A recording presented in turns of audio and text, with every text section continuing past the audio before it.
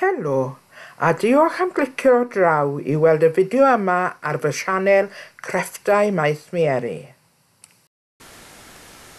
Heddiw, rwy'n mynd i ddefnyddio rhai o'r cefndiroedd melyn, oren a coch nes i ddangos i chi mewn fideo o'r blaen a gwneud carden allan ohonyn nhw. Fe gymeres i un o'r cefndiroedd A6 nes i yn y fideo o'r blaen i rhoid e ar yr platfform Stampio ac yna dewis y stampiau coeden a giraff i roed arno. Oedden nhw'n creio allan y lleoliadau trwy roi'r stampiau yn eu lle, yna gwasgu'r ceuad lawr i ddal y stampiau lan, incio y stampiau ac yna gwasgu lawr unwaith eto i rhoi'r llun arno.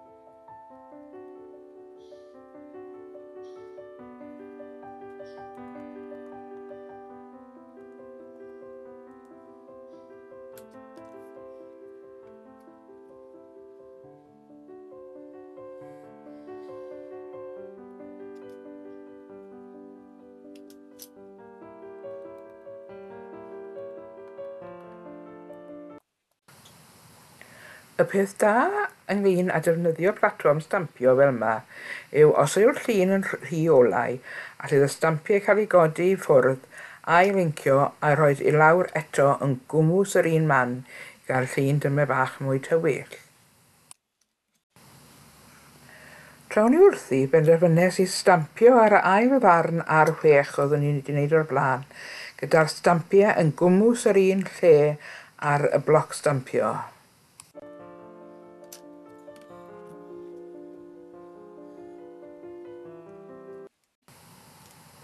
Unwaith eto, fe wnes i ail stampio i gael y llun yn dywyllach. Yna sychu yr inc i ffwrdd o'r stamp, cyn bwrw ati gyda pen blan tenau i roi llinellau o dan y giraff a'r goeden.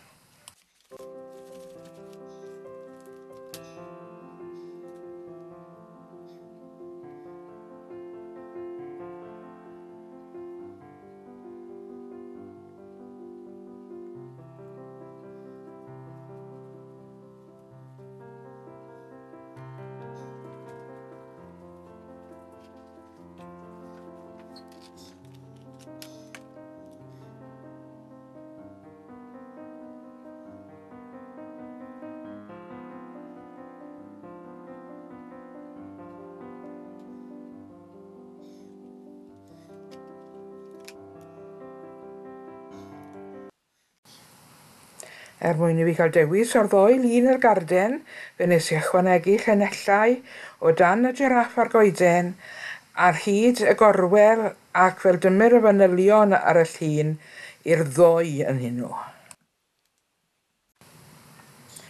Drwy roi'r llun ar gefn y cefndir A5, ro'n nhw'n gweld bod angen dymer yn llai o faint cefndir eto, felly allan ar peiriant a torri i ffwrdd dymed o'r cefndir A5 mwyaf. Fe gymeres i darn mawr o garden ddu, defnyddio tap tu nôl y llun a'i roed e ar y garden fel bod dwy ochr gyda gadael border bach tenau du.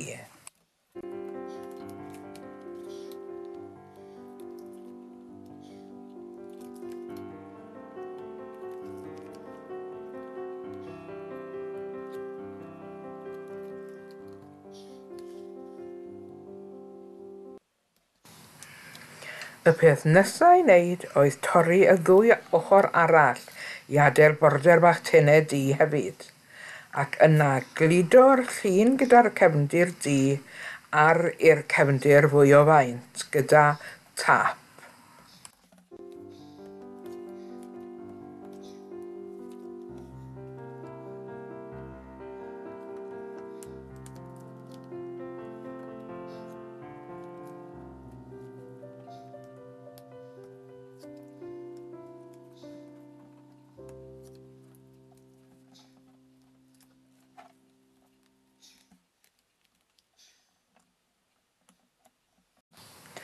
Fe sgoriais weddill y darn du yn y man canol a'i blygu yn hanner.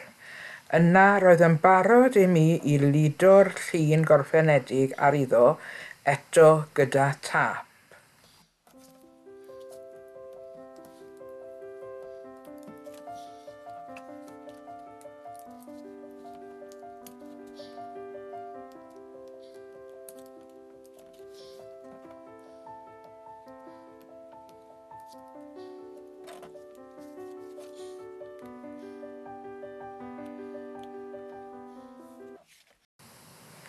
A dyma sut mae'n edrych yn y diwedd.